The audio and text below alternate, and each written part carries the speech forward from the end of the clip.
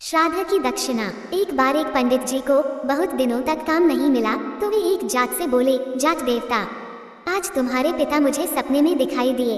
उत्सुक होकर जाट ने पूछा, क्या कह रहे थे? पंडित जी बोले, कहते क्या, तुम्हारा हालचाल पूछ रहे थे। कह रहे थे कि बच्चों ने मुझे भुला दिया है, जिसके कारण मैं बहुत दुखी हूँ। जाट को याद आया और बोला, पंडित जी आप ठीक कह रहे हो, मरने के बाद मैंने पिता का श्राद्ध भी नहीं किया, शायद इसीलिए दुखी हैं।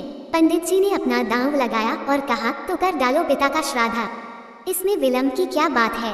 अगले ही दिन जाट ने पंडित जी को घर बुला लिया। पंडित जी ने श्राद्ध की सामग्री में ढेर सारा माल रखवा लिया, सोना चांदी, भांडे बर्तन से लेकर खाने पीने का सारा सामान। इनके अलावा पिता को जो चीजें पसंद थी वो सभी कुछ लाकर जाट ने सामने रख दी। धूमधाम से श्राद्ध की तैयारी हुई। जाटनी से कहकर तरह तरह के पकवान बनवा लिए। मन ही मन पंडित जी खुश थे, आज तो चकाचक माल उड़ाने को मिलेगा और साथ में इतना सामान भी। अपने सामने आसन बिछाकर पंडित जी ने जाट को बिठा दिया और बोले, अब श्राद्ध शुरू करते हैं। तुम्हें इस बात का ख्याल रखना है कि जो मैं कहूँगा वही तुम्हें कहना है और जैसा मैं करूँ वही करना होगा। जाट ने बात मान ली। दोनों आमने सामने जमकर बैठ गए। श्राद्ध शुरू हुआ। पानी की तरफ इशारा करते हुए पंडित जी जाट से बोले, आचमनी में जल लेकर पहले आचमन कर डालो। उसी तरह लोटे की तरफ इशारा करते हुए जाट भी पंडित जी से बोला, आचमनी में जल लेकर पहले आचमन कर डालो। पंडित जी बोले, भाई मैं तुम्हारे लिए कह रहा हूँ, आचमन तुम्हें करना है, मुझे नहीं। जाट ने भी वही दोहराया। पंडित जी परेशान हो गए और कड़क कर बोले, अरे मूर्ख, मैं तेरे लिए कह रहा हूँ, श्राद्ध तेरे बाप का हो रहा है, मेरे बाप का नहीं। अपनी कड़क आवाज के साथ जाट ने भी पंडित जी को डपट दिया।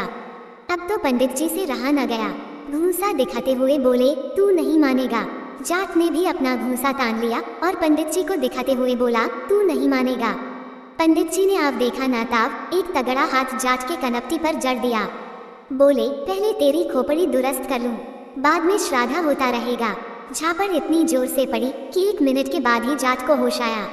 होश आने के बाद उसने भी अपनी बाहें चढ़ा ली और बदले में पूरी ताकत के साथ पंडित जी के गाल पर तगड़ा हाथ दिया। पंडित जी को तारे नजर आने लगे। उन्हें 2 मिनट के बाद होश आया। अब क्या था, पंडित जी और जाट दोनों पूरे क्रोध में भर गए। लात घूंसों से श्राद्ध होने लगा। पंडित जी जितनी लात मारते उतनी ही लातें जाट की भी खा जाते। जाट के शरीर पर जिस जगह पंडित जी का घूंसा पड़ता उसी जगह पलटकर जाट भी उनके घूंसे धर देता। मन ही मन पंडित जी सोचने लगे, मूर्ख से पाला पड़ गया है।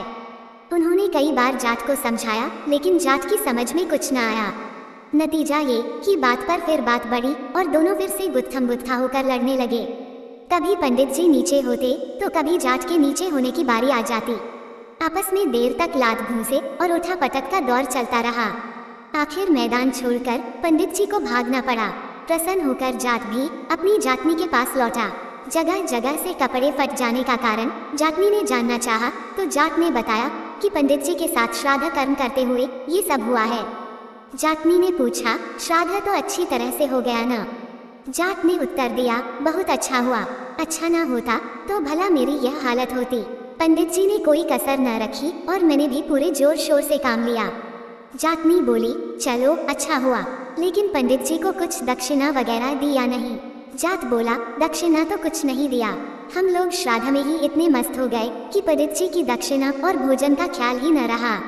बेचारे पंडित जी बिना दक्षिणा के लौट गए। अब तुम ही थोड़ा कष्ट करो, एक बड़े थाल में भोजन और साथ में दक्षिणा पंडित जी के घर पहुँचाओ, वरना श्राद्ध का कोई फल नहीं मिलेगा।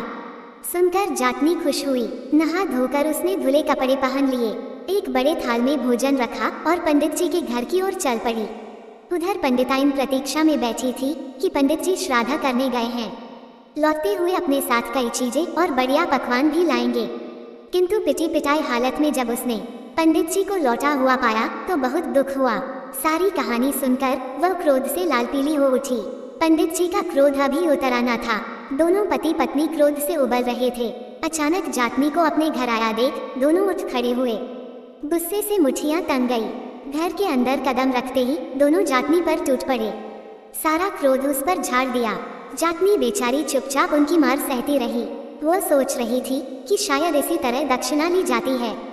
काफी पिट जाने के बाद वह पंडित जी के घर से निकलकर भाग खड़ी हुई। घर पहुंचने पर जब जाट ने पूछा तो बोली, श्राद्ध करना आसान है, किंतु दक्षिणा देने का काम बहुत मुश्किल है।